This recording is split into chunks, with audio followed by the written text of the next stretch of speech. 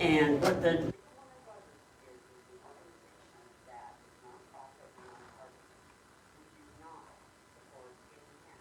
whatsoever. We will support issues.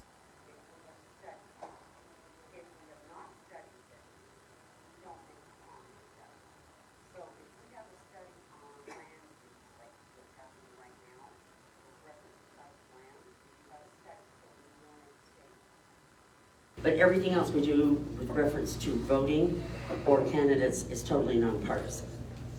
What we're encouraging is to listen to the candidates and pick the ones that you believe will meet your needs, not what party they are. What candidates here will help you get where you would like to go. The way the rules play, your first little bleep where you tell us a little bit about yourself is a 2 minutes. Each question you have 1 minute to answer, and at the end we'll give you 1.5 minutes to wrap up how about you should go. Pardon me? The audio is back on. Oh, was it off? We couldn't hear you before. Now hello, can you?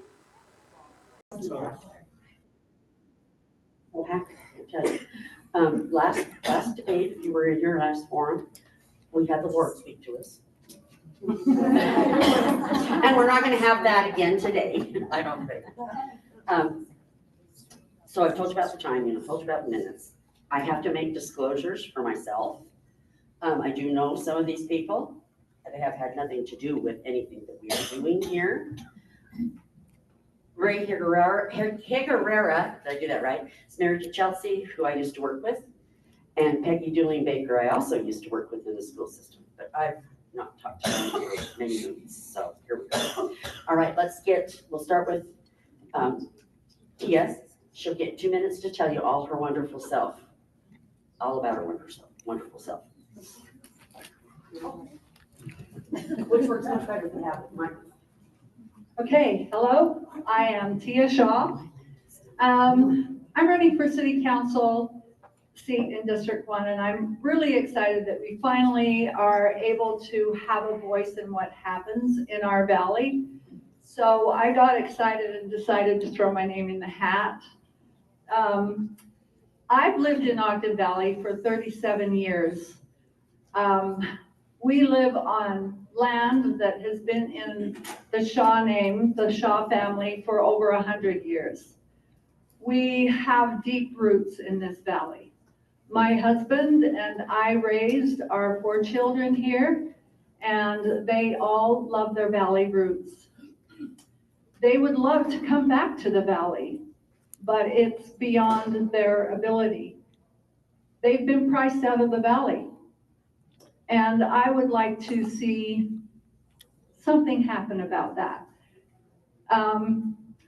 I am, just full disclosure, an immigrant from Canada who got my citizenship in 2014, and the reason I did that was because I finally wanted a voice in the government, and I finally wanted to be able to cast my vote. And I feel so privileged every time that I can cast my vote and put my voice in and at least have a say in that. I have a bachelor's degree and a master's degree in psychology with an emphasis in school counseling. I just recently retired from a career as a school counselor. I feel that my background in school counseling has given me some good skills to be able to be on the city council. As a school counselor, I had to collaborate with parents and with our stakeholders. I should warn you that that pink sign tells you you have 30 seconds left, okay? Hey folks, my name is Raymond Higuera. I'm running for City Council District 1. My family moved here to Eden in 2013. We bought land in Liberty, fortunately, in 2019. I feel like we lucked out on that one. We were able to build our own house. Last year we moved into it, worked on it for a little over a year. And although our time here in the Valley is considered brief to the old hats, I fell in love in 2002 when I was stationed here at Hill Air Force Base. I'd come here during the summer and winter, swimming in Pine View, roughing around with my buds.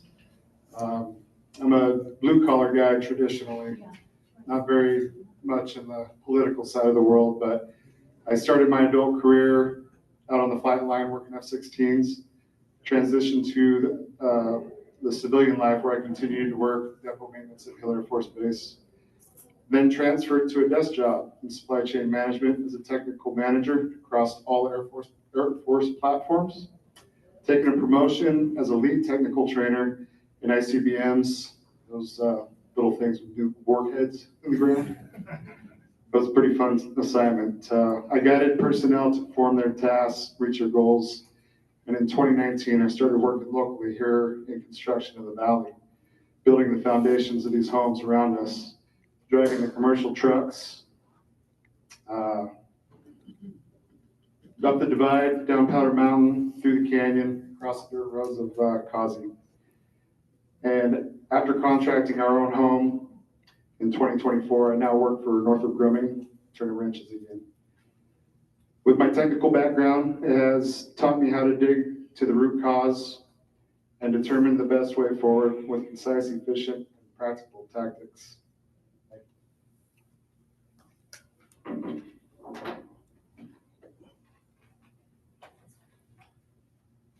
My name is Chris Caldwell. I grew up in West Haven.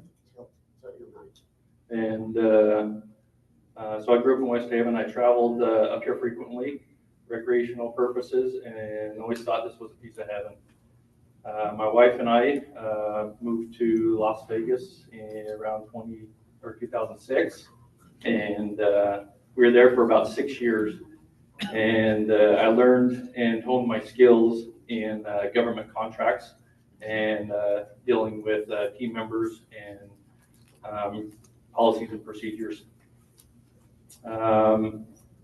After we were in Las Vegas, we found our way back to Utah, and we always wanted to move up here because this is just a great place to live and raise your children. And so we found a 720 square foot farmhouse, and we got this thing to the bones and redid it. And so it was just a great experience for growth for me and my wife. And then 6 years ago, we've been married 19 years now. 6 years ago, we had a blessing of a daughter into our lives. And so we see this as an opportunity to raise her in this piece of heaven. I also do estimating for my dad's company, and I estimate projects from $1,500 to $30 million, and I deal with government contracts out at Hill Air Force Base. 90% of our work is government work, and so I deal with a lot of those entities and team members, and so we help manage funds, figure ways to save money, and stay within our budget so we can grow and not spend what we don't have. Thank you. Hey everyone, I'm Michael Zindel. I am an Eagle Scout. I am a father of 3 children. My wife, who I've been married to for over 21 years, is my business partner. She's my everything. And I have loved this valley since my parents moved here over 20 years ago. And this valley is special. And if we don't protect it, and we don't make sure that we do everything right, and we don't make sure that our valley is not controlled by interests that we don't particularly agree with, then we're not going to keep it. And the point of this republic that we have, in this nation that we have, is that it is every citizen's responsibility to make sure that our republic is run and governed in accordance with our Constitution. And the lowest and most important is low only in hierarchy, but the most powerful organization in our government is our local government. Up till now, we've been dealing with Weber County, right? Does anyone want to continue dealing with Weber County? Well, it doesn't matter because we have Ogden Valley City now, right? So each person here is responsible for picking the best candidate, right?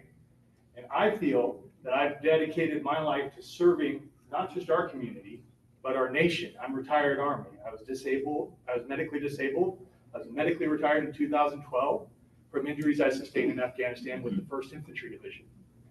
I have been a Cub Master. I've been a Scout Master. Anything that my kids have ever done, I've volunteered for leadership and performed it.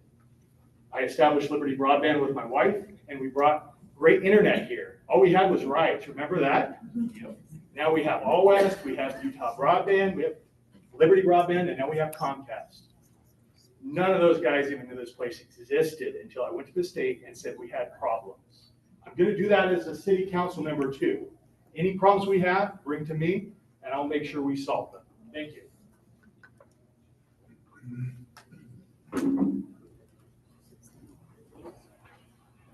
Good evening, everyone. I'm Peggy Dooling-Baker, and I have lived in the valley for 40 years with my husband, Mark. And every day we wake up so grateful that we live in this gorgeous valley. I'm a retired school administrator, and I work for Ogden City Schools. I have 36 years of experience in education. I've had the privilege of being an elementary principal, a high school assistant principal. They asked me to go to a junior high and be a principal, and I ended my career as the director of special ed in Ogden City Schools. All of those experiences helped me gain great skills in leadership, organization, working with teams, and bringing the community in. So I believe those skills will help me in running a city. I see the parallels between running a school and helping run a city. So that would make me a great candidate for city council. And I'm also objective. By that I mean, I'm not influenced by any developers or realtors. My husband and I, our 2 daughters, our 2 grown children, and do not have any investments in or relationships with any developer or realtor. So I believe the skill set that I can bring to the council, plus the objectivity that I have, will make me an excellent candidate for District 2. I was going to join you all.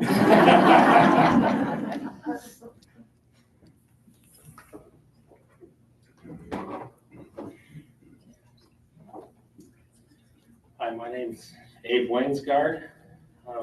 My wife and I are raising 4 kids up here in the valley. And like my dad, my grandpa, my great-grandpa and his dad. I grew up working on a farm up here. We're still working it today. I've got over 20 years of experience in municipalities. I was the second full-time employee for Hooper City after their incorporation. When I started working there, Weber County was doing almost everything. I worked with them to transition over to city operations. I currently work for a fairly large city in Davis County in their public works department, running their water division. I know a fair amount about water. I spent over 15 years on the development review committee, reviewing plans, looking out for the city's best interest and guiding these developments through the planning process. I was almost 10 years as a public works inspector. I know city infrastructure in and out. I know how it should be built, usually why it fails, and what to do to remedy it. I spent 26 years on a snowplow crew, 26 winters on a snowplow crew. I know what it takes to remove snow, the hours and dedication that these guys put in, whether it's Weber County or our guys. I understand that about as good as you can. For me and my family, this has to work. There's no plan B. So, thanks.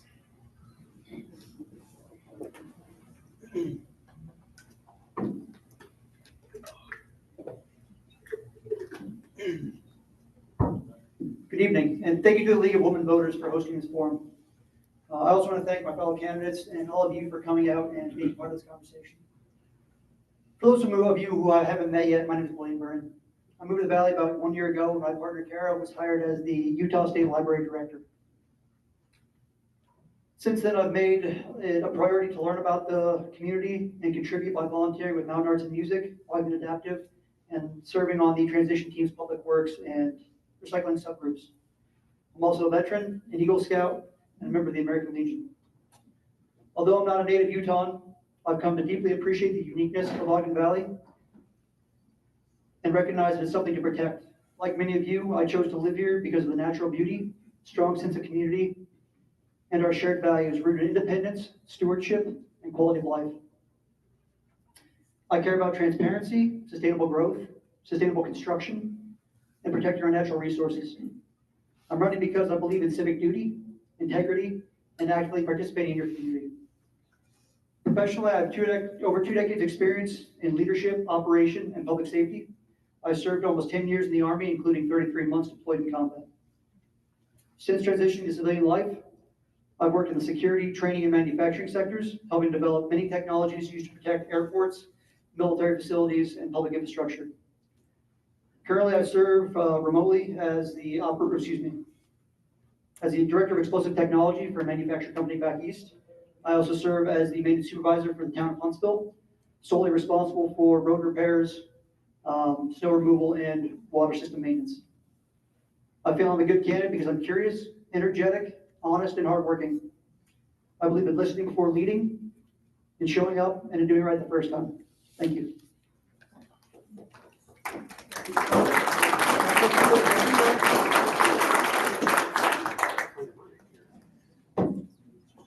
I apologize, I probably should have told you, we hold the clapping until the very end, because it takes up time. Okay, we will start now with Ray. What is your stand on property rights? What is your stand on property rights? Now remember, you have 1 minute, get to the point.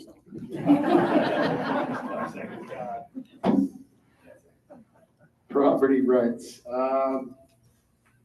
Golly, how do you answer the property rights of? It sounds simple to me, but man, drawing a blank. I apologize. Simplified. I know we can't get no more simplified. Golly, I'll have to pass. I apologize. Thanks. So on property rights, that's why I'd like to run for candidate, so I can help preserve your guys' property rights. It's your property, it's your rights. and we need to have our voice to protect what's ours. And that's why we became a city. So our votes and our voices matter more than everybody on the other side of the mountain. And so that's what I think is important, is our stuff. Thank you. I told you God was coming in. Property rights is a basic human right that we all have. And it stems from another right, which is the right to bodily autonomy, right? We all have that right, and we all have the right to property. Now, the issue comes along when you start discussing things like other people's property.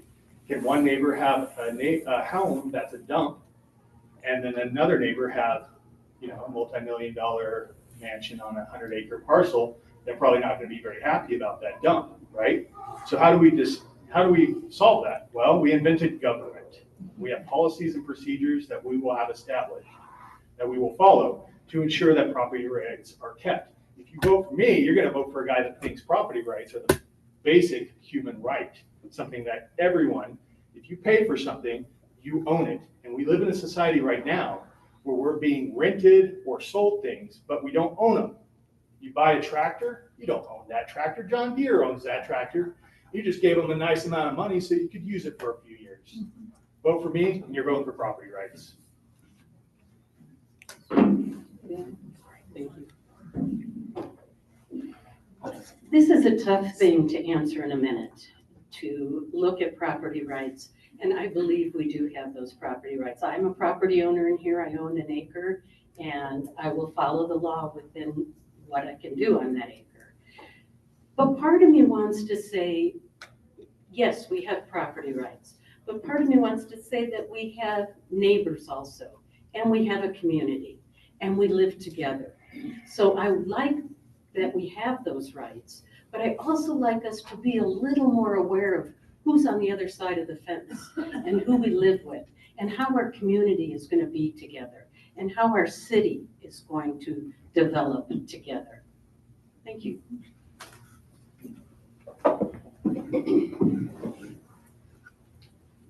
This is an easy one for me. Huge property rights advocate. I hate HOAs. I'll never live in an HOA. I know they're for some people, but they're not for me. I want nobody telling me what to do on my side of the fence. I do understand that there are circumstances that may need to happen. But, I also understand that the property comes with development rights. Like, I've worked with that, and that's gonna be a tricky one to work through too. But yeah, I'm definitely 100% for property rights. Well, I do have to agree with Abe about HOAs. Not for me, I know there's for some people, but I would just choose not to live in one, given the choice. And I also agree with Peggy that it's about community. Being a good neighbor is where all the property rights come from, so just be a good neighbor. And as a city council, it's kind of, thank you, city council, it's gonna be troublesome to enforce stuff that's not written into code, into ordinances, and into the general plan. So getting out, being part of that discussion, putting your voice and your thought into the general plan that the town council has to then follow is gonna be kind of the way to get in front of some of these issues that we know we're gonna be experiencing.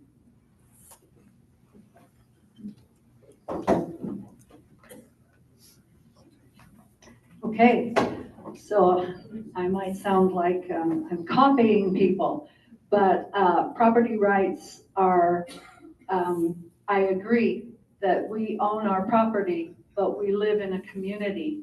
And so I should be able to do what I can on my land as long as it's within the policies and the zoning that is there. And so therefore, we can be told what we should and shouldn't do on our property.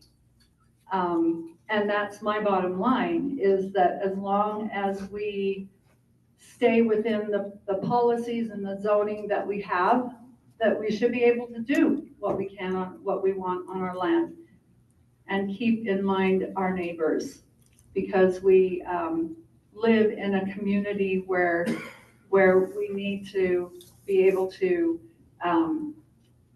to get along with each other.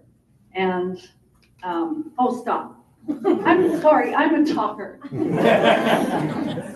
Now you know why I said get to the point. There are some short-term rentals that are going on up here. What's your opinion of allowing those to actually be in the valley, and how do you think you should monitor them?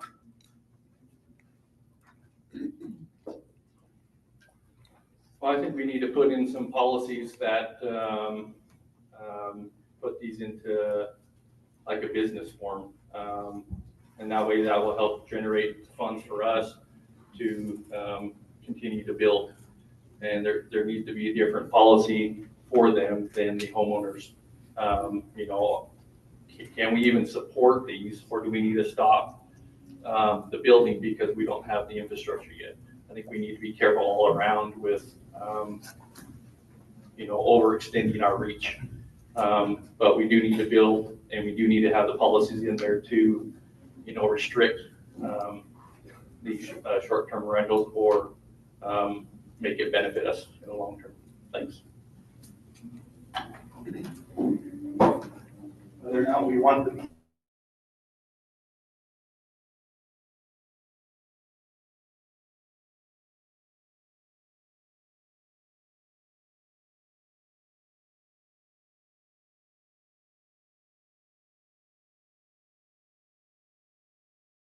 Level or attempt to reach a certain height, they turn off our power. And the reason they're doing that is because they don't want to pay for all upgrades that they have to do all throughout northern Utah, because our infrastructure, how long did it take them to get them to replace those poles that were ready to break all along the highway? You remember those poles, the ones that were half the thickness they originally were when they were put in? They started replacing the poles, but then they started realizing how much that was. And so now they're turning off our power. So we're Isn't going that cool? we're going to listen to these people in the dark. And And that's from them. I know that for a Yeah, fact. because that doesn't work, does it? Or does the mic work? I don't know, nothing works. No, everything's blinking. Um, Can we get any more things? What was the question? Short-term Oh, yeah, Short-term rentals. whether or not we want VRBOs here is irrelevant. They're here. And if we regulate them, people are just gonna skirt the regulations, right? Well, that's true. However, there are ways that we can make policies that benefit people with VRBOs and our community so that we're doing them right? And we can limit where they're located as well. There's a lot of things we can do with our master plan that can allow this thing that's gonna happen regardless, allow us to take control over it. Because if we overregulate, they're gonna hide from us. And if we underregulate, we're gonna be overrun by VRBOs. So we need someone who knows how to incentivize VRBOs to comply with our city laws. And that's the only way we're gonna get them to comply, honestly. Thank you. This is Peggy. I agree. We have worked hard with the county. Groups of residents have worked hard with the county to have policies to regulate short-term rentals in the valley. And it seems like we have areas that are designated for them and that where they belong, but not in residential neighborhoods. Do not build community. We have seen that across the country. They tear communities apart because you don't have the same neighbors, people coming and going. They use services, garbage, police, and a number of other things. So we have to make sure we have areas designated where they can be and that people know that when they buy the property. Then we have regulations in place. We collect money and the business fees associated that for our tax base. And then we do have to enforce. That is something we have to put the energy behind, is enforcing those. Because nobody wants one right next door. Hello. Oh, sorry. I couldn't see that. I bet you couldn't. It's kind of the same question they just asked us. Are we for property rights or we're not for property rights? So an Airbnb kind of is a property right. I think it can be a huge advantage for the city as being income driven. It can solve some of our income problems. I've got an Airbnb kitty corner for me. I just found out last week it was an Airbnb. It's been there for years, never had a clue. I think if there's stuff put in place,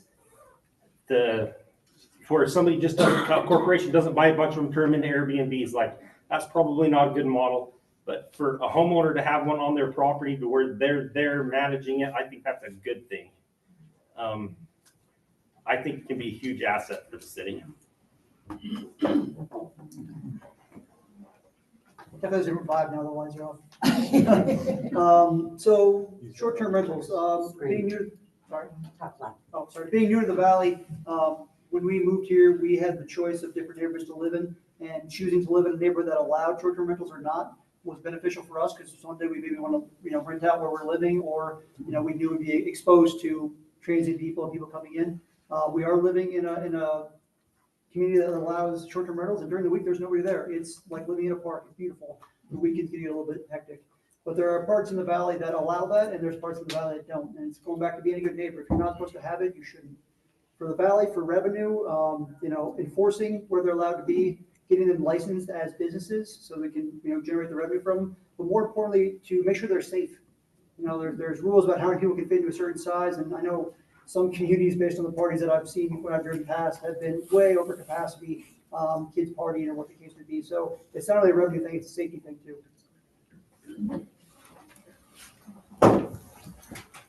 Okay, short-term rentals. I agree with that they should be in designated places. I agree that they should be regulated. I agree that we can benefit from the income from short-term rentals. But I would not like to see one in my neighborhood.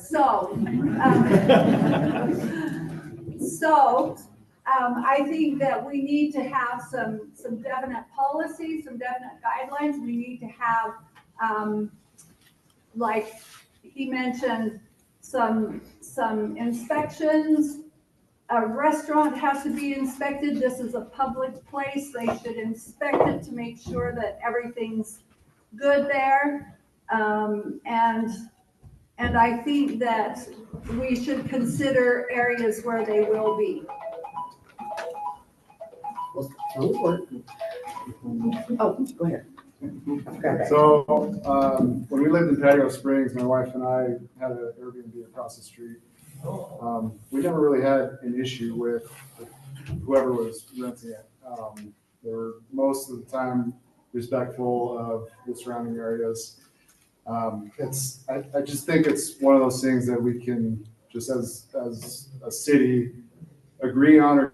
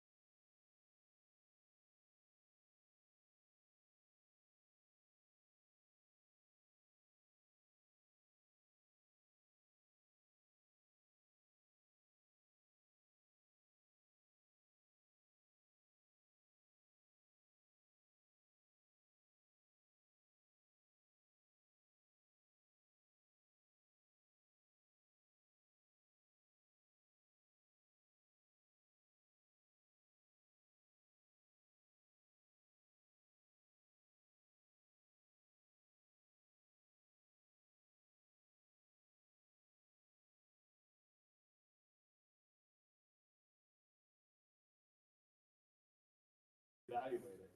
At a minimum, it's our responsibility to do it as city council members. And we should be talking to each and every one of you while we're doing it. and getting your feedback on it and finding out what needs to be changed, what areas don't need to be commercial, what areas need to be made commercial, and so on. Vote for me and I'll do it. The master plan is a great piece of work and it's a great guide for us. But that's exactly what it's been used as a guide by the county, not as an ordinance. We need to get the master plan passed as an ordinance and be able to follow it. Because right now, the interpretation that the county has had for pieces of our master plan, I'm very concerned about. One example might be the small village area. When I read the master plan and had an opportunity to give input, I thought, oh, that's lovely, a small village area by Nordic. They can be successful. We could have a nice little boutique area, some, commercial zones, a little bit of hotels or a few condos. And that has bloomed into 800 plus short-term rentals. I never dreamt that a small village area in our little neighborhood would be 800 units. So I think we need to define, clarify some pieces and keep moving towards and pull in some of the development. So thank you. I'll finish that at another time. So yeah, I agree with some of what's been said. I don't know anywhere that's had a master plan that it stayed forever. Like it probably does need to be reviewed and tweaked and should be on a fairly, not all the time, but fairly often as needed. I don't know a lot about the master plan, but what I've seen about it, I think it looks pretty good. But probably does need some minor tweaks.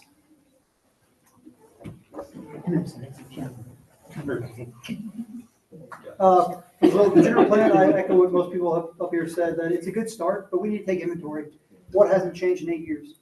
Pricing's gone crazy, COVID happened, and now we know things like the Olympics are going. So it needs to be not a new general plan, definitely build on the foundation we already have, but take in everybody from the community's input now that we're gonna be operating as a local government, not as a county government, and apply those changes. There could be an opportunity for variances, some changes that just now work in the valley. Going back to short-term rentals, there was an idea yesterday about allowing seniors to, supplement income by giving them like a special license for short-term rentals, something like that. Maybe you'll be able to address in the plan, but establish the plan, following the plan, renewing the plan, and then making sure the plan's enforced, because that's ultimately why we're here, because the current plan wasn't enforced and wasn't treated with the respect it should have.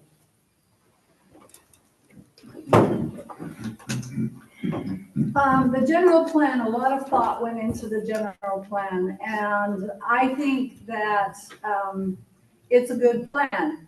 Yes, there are some things that could be changed. For example, they put in a 3-acre requirement for a lot.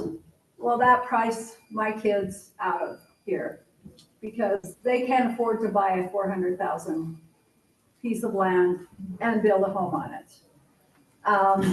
So there are things that we could look at. I know that right now the land use codes are being looked at. We have a transition team that Janet Wampler is heading up, that they're looking at those. I've been looking at those myself, looking at the feedback. That's what we need to do, is get feedback from the community on what they would like to see.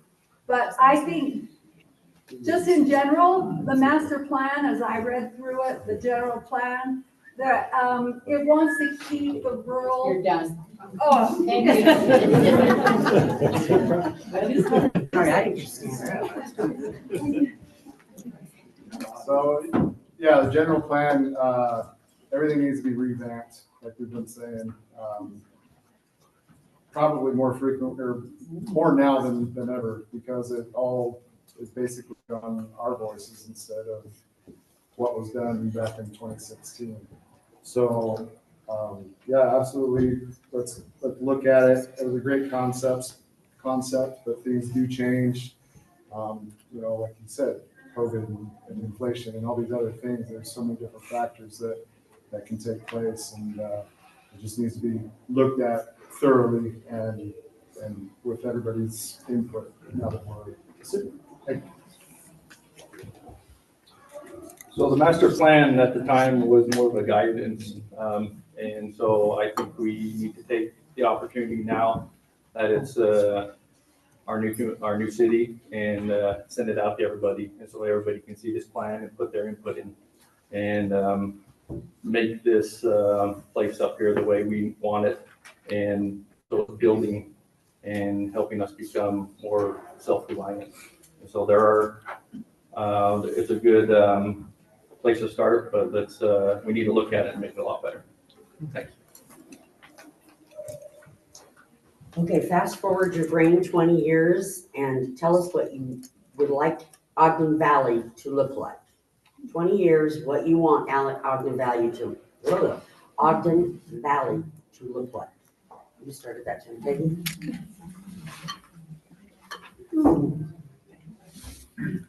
Wow, I'm still moving forward. 20 years from now, I would love to see us be very similar. I want to see the open fields. I want to see the cranes nesting. I want to see, the cows and the horses as I ride my bike to Huntsville. I want to see the reservoir. So my vision is we still have this open space where as you drive around, you can still enjoy the water, the mountains, and I would like to see some amenities, some bike paths. I would like to see us balancing tourism with the community. So I'd like to see places for folks that want to come up and recreate, to have a little better parking and to be able to do that, but still keep our valley. What brought us all here, what keeps us all here, is this beautiful, pristine. We're done. Thank you. It's hard to see that. It is, I'm sorry, I was envisioning. What I would like to see the valley look like in 20 years is what it looked like 20 years ago. That's not gonna happen. Less rooftops, more open space, more farm ground. Not very little development, maybe some smart development, but definitely slow, smart development. And maybe a few less marathons and bike races. That's what I'd like to see.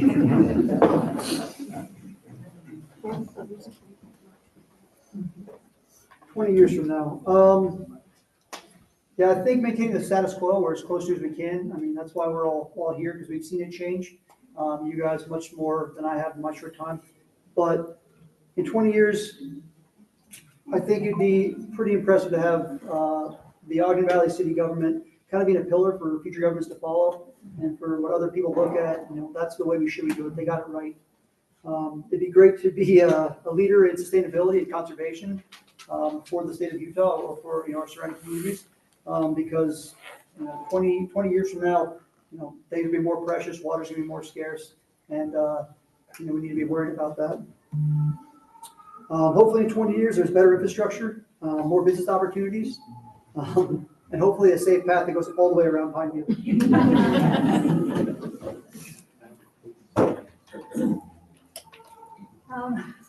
In 20 years, I would like to drive over the divide and see the beautiful valley as it is. Now, I'm not naive. I know that we have growth. Growth is coming, but I want to see that growth be responsible and well thought out growth. We need the tax base. We need the income from businesses, but I would like to see it responsible. I would like to see, if we're going to have that, I'd like to see it centralized. I still want to see the valley and the beautiful rural area that it is, and be able to work with the growth that is coming. And I did watch it this time. Thank you. 20 years, I want to see my 3-year-old be 23 in this valley. And hopefully be retired, look out my back windows and still see the hillside with no houses behind it, because that's ultimately why I'm here. And I think that's why we're all here, just to retain what we got with obviously smart growth, and do it wisely, and just simplify like this, you know, the path that goes around Pineview at the same time. I would like to see that throughout the valley so that our children can walk to school or ride their bike to school without having to walk in the dirt of the 50-mile-an-hour highways. So it just scares me to death. But yeah, I wanted maybe the growth, you know, focus that more towards the area that's more already been developed, more out of Liberty, because I like it how it is.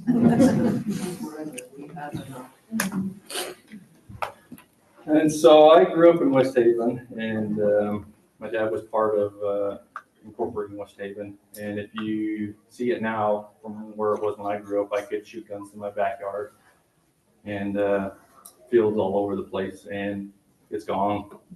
There's nothing about my childhood that's there anymore. And I know there's some growth that needs to happen, but I wanted to see and show my daughter things that are today that are going to still be here 20 years from now.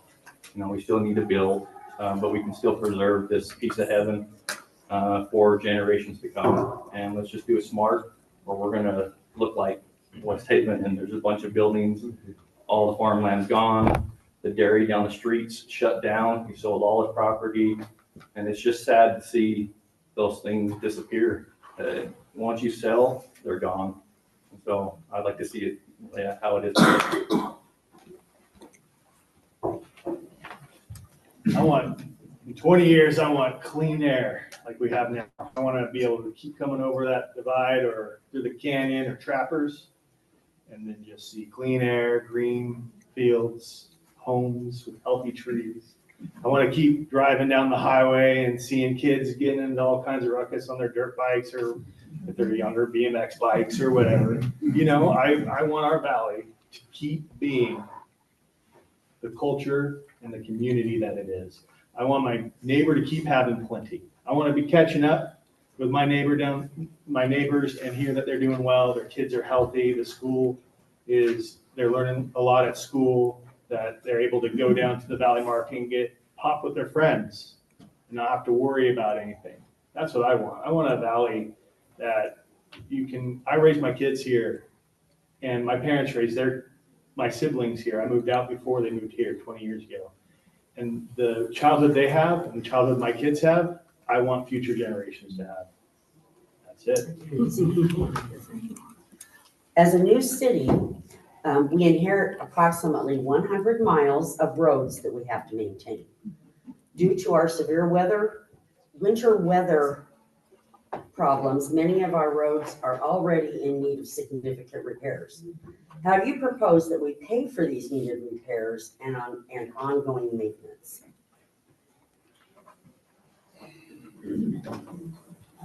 This is one I have thought about actually quite a bit. The municipality I work for has less roads, and they have a maintenance budget, just a maintenance budget. That's not snow removal. That's not filling potholes. That's just a maintenance budget of over $1 million a year more than they get from gas tax from their DNC roads funds. So we have double the roads they have. So if we maintain them like them, we're going to need $2 million extra dollars that we come up with somehow to maintain it like they maintain it. We don't probably need to maintain it like they maintain it. But everybody can sit here and say, hey, we want better roads, we want this. Well, we better get out our checkbooks, because that's where it's going to come from right now. Maybe we can work on down the road, maybe implementing some Airbnbs or some fees or taxes on a lot of things to put towards that. But in the grand scheme of things, roads are usually the bottom of the barrel on the wish list. Yeah, absolutely. Roads in the valley are going to be tough. There's a lot of deferred maintenance. Taking over for the town of Huntsville, you know, there's a lot of stuff that we're trying to fix and upgrade, and it's tenfold that across the valley. So managing expectations on when things are going to get fixed taking inventory on where everything's at right now and what it's gonna take to get us to standard. Repairing it right, building it right, putting money towards the maintenance it's gonna take to get everything where it's at. It's definitely gonna cost money. That's gonna be a big chunk of change. So finding, unique ways to raise revenue sources and then dedicate that towards roads and maintenance. We're not the only ones in the valley. There's a lot of transients, there's a lot of people coming up and using the lake. So somehow digging into their pockets a little bit, making them pay for using our facilities and degrading what we, the area we live in. Roads are another big issue in the valley, and I would like to see a budget, so building a budget that would be able to know what we need to get to pay for those roads and the maintenance and the snow removal and all of these things. And I get what he's saying, that we probably will have to come up with a lot more money. And probably we don't want to say that taxes need to be raised, because none of us want our taxes raised. But I feel like there's other revenues that we could look into that we could use to help address the issue of the roads and the maintenance. And that's my say. Yeah, I feel you on the roads. We live on a horrible road out in Louisville, but I mean, you can only do so much with what you got. So, I mean, you just come together as, the city council with the mayor, come up with a budgeted plan and really just do your best and just come up with a solid plan with the best you can. I mean, it's like you said, it's kind of the last priority, especially during winter when we got potholes left and right. So just be smart about it and come to the conclusion that we can sustain, with what we got and the best we can.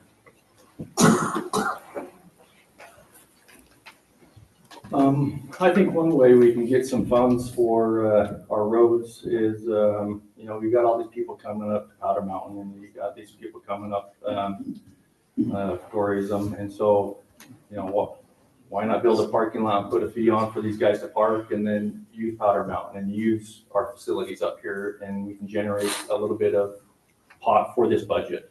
And so we can be, thinking of different ways of that to create income coming in with all your guys' ideas, so that we're all on the same page of, is it a parking lot? Is it not really a toll booth, but something that we can say, hey, you guys are using our roads, you got to pay a fee because, you're using it, we're using it. And so let's just figure that out and put it in our budget. As a rural city, especially a small rural city, we're gonna be entitled to grant funds from the federal government. Given the fungibility of money, that would be our top priority, because roads, if we don't figure out a way to pay for our roads, and then we're gonna fall apart, and some of our roads already are. Like we were just speaking about deferred maintenance. We're gonna have to pay for that. We have a $5 million road project, or a $5 to $10 million road project coming up here in a few years. So we're gonna have to do. We're on the hook for that. The county was gonna have to pay for. One of the easiest things to pay for though is roads. We get bonds. We can get all kinds of money we need for roads. It's not a problem. And anyone that's in my seat will be able to do that. But you know what I'll do? I'm gonna go to Iceland. I'm gonna go up to Idaho. I'm gonna go to Bancroft. I'm gonna find out what they do for the roads over there. Their roads didn't look any worse or better than ours, and they go through winters -30, -40 degrees. They deal with a lot of problems.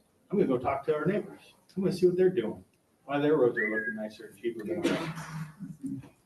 Thank you. Thank you. The 2 feasibility studies that were done for our valley has showed that we have the ability to take care of that hitting the road starting in January. So these ideas are great as we go down the road and creating a bigger budget for maintenance, snow removal. But I think that we have, I know we have the funds based on those two studies to kick it off without raising any of the taxes. So I think we need to look at that. We need to plan the budget. We need to look at our priorities, manage expectations, and figure out how we're going to move forward. A group, I say we loosely, I was not involved in that, but groups have looked at Weber County and gotten numbers from snow removals for the past few years and averaged those. So we know what that is. We know how much that's going to be. So it shouldn't be a surprise to us. And the money we generate with our taxes that would be going to Weber County will be staying here with us in this city. So I think we need to count on that. Thank you. Thank you so much. I know it's dark, but I'm gonna introduce the people who are here helping. So they're gonna stand up and turn and look at you. Rebecca Robley is from the League of Women Voters. Denise Green, also the League. Isabel Waddell, also the League. My trustworthy IT manager, Jaden. Kaylin Stanley is from Mormon Women for Ethical Government. It's dare you to say that fast. And this is Shelley Hill-Worthen. We are also partnered with NAACP, Older Way Forward, and Women's Work of Utah, so that we end up doing one event instead of 300. I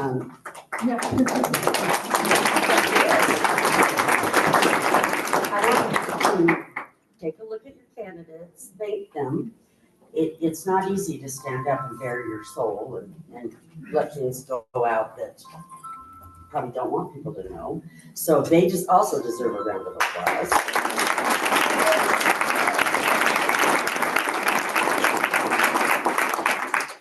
They each have now a minute and a half to tell you why they are the very best candidate that you need to get.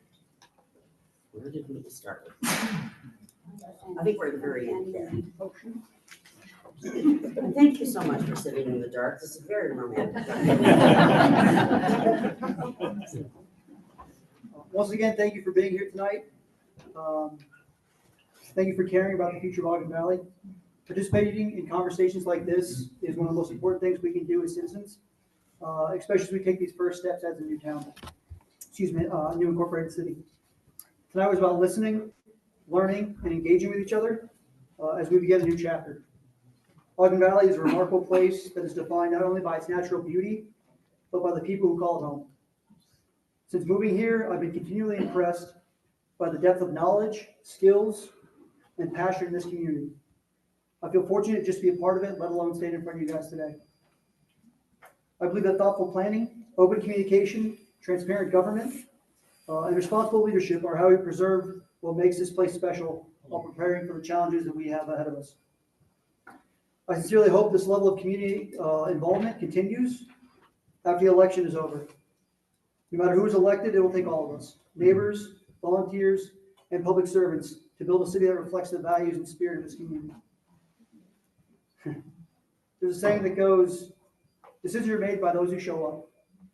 So please keep showing up, stay engaged, ask questions, contribute your voice, and together we can preserve our valley and plan our future.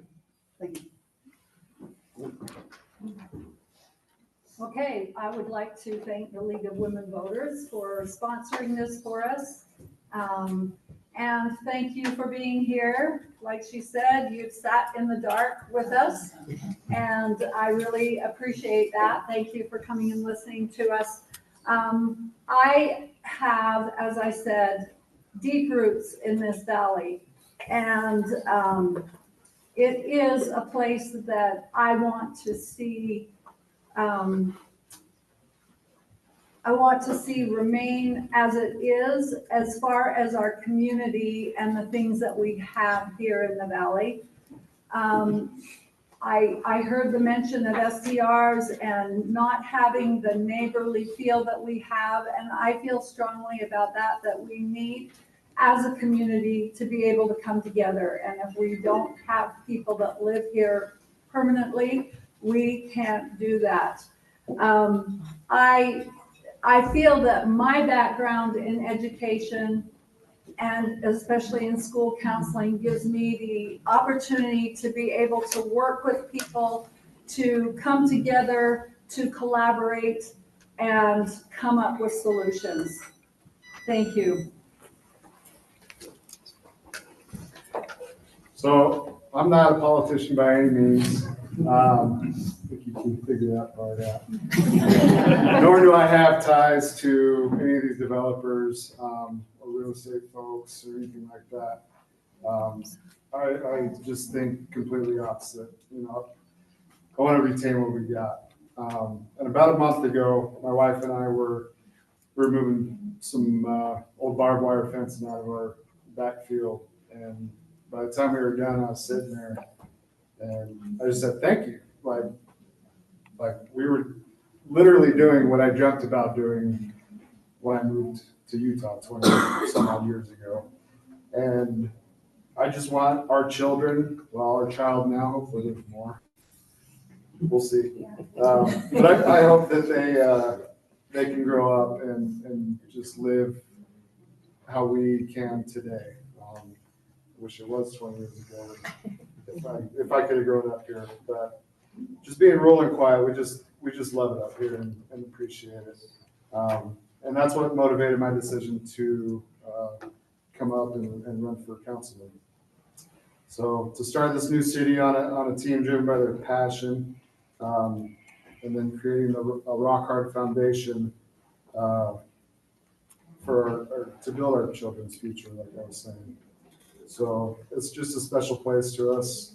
The folks we've met here, we consider them pretty much. Thank you. Oh, I know it's dark, can you see? yeah. Well, thank you. So I think I'd be a good candidate for District 1 because I've got kind of an understanding of what it means to preserve. Like I said, I found this 720 square foot farmhouse, and we took it and we made it our home. And it's surprising to me how many people have said, and I'm glad you did that instead of built over here or over there. And so to preserve a piece of history that was years and years ago was kind of a good experience for us. And also my ears will be open to hear your guys' concerns and be able to come up with solutions for those. My door will always be open, and we'll be able to grow this community together because I'll be on your side. I have no conflict of interest. I'm here to preserve this piece of heaven. So it's something that we'll be proud of 20 years from now. Thank you.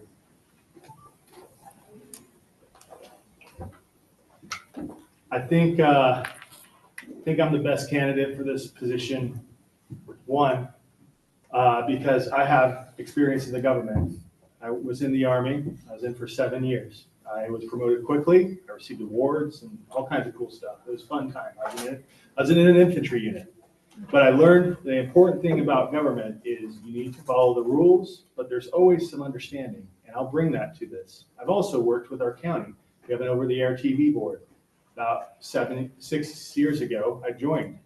And there was a lot of work that needed to be done. We needed to revamp our policies and procedures.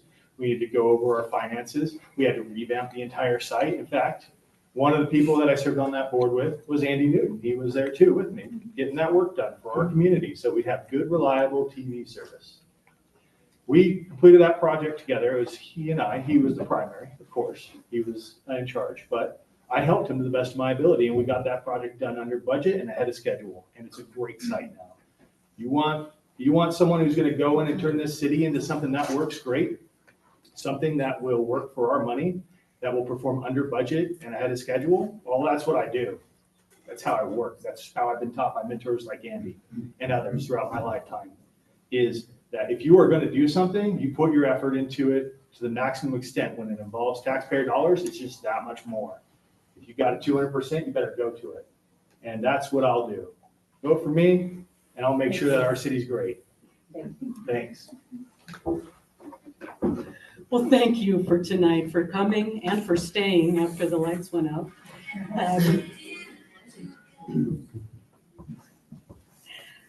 I am running to represent the residents of District 2. I know a lot of the questions were focused on what I thought, so you could get to know me a little bit.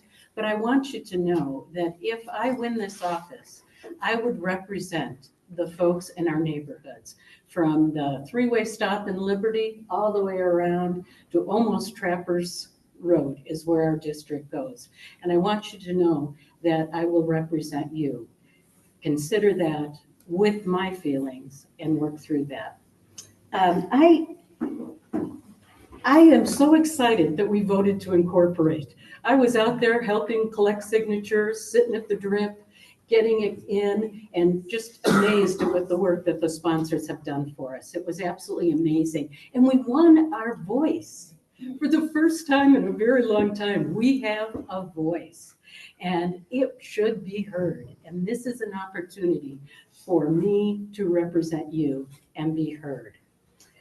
When I talk to neighbors out in the area, in my neighborhood and in Liberty so far, the first things they say is they want to keep the rural environment. They want to keep the quiet.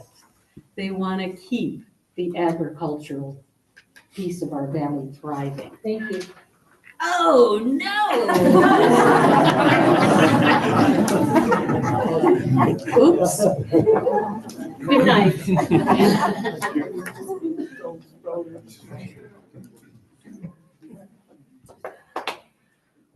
So me running for office, my whole point of running for office was, instead of just complaining about what's happening, this is me trying to do something about it. I would absolutely like to see the agriculture aspect of the valley preserved and for generations to come. Like this incorporation working for me would be my 4-month-old son back there being able to say the same thing I said when I stood up at the beginning of this, be able to say, yeah, my great grandpa was farming this same ground that my kids, that my grandkids are farming. That would be this working for me. And also being able to maintain and control the smart development. I mean, it's coming. We're not stopping it. Like, I'm not foolish enough to think that. But to be able to mold it and shape it in what works for the residents of this valley and what we want and will work for us in an affordable way. That's another big fear of mine is affordability. Like, I don't make a lot of money. I'm a blue collar guy. And if my taxes get to where I can't be here, like, it's not going to matter to me whether there's agriculture here or not if I can't be here to enjoy it. So that's my goal on running. I did forget to tell you, and candidates as well, we have a program called Vote 411. You'll get an email that will ask you to answer some questions that will say vote411.org. If you answer 2 or 3 or 4 or 5 questions, I think there's like 5. And then we will publish it to the public. You can go in and put your address in. It will pull up what candidates are in your area, and it will give you their answers. No answers always tell me something. So watch for that. Sometimes it hits in the spam. I'm going to try to get it out by Monday, but your districts were so hard for us to try to get into the system. It was awful. So thank you so much for coming.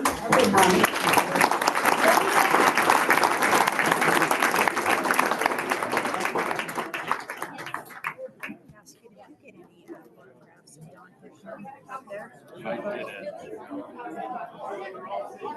it.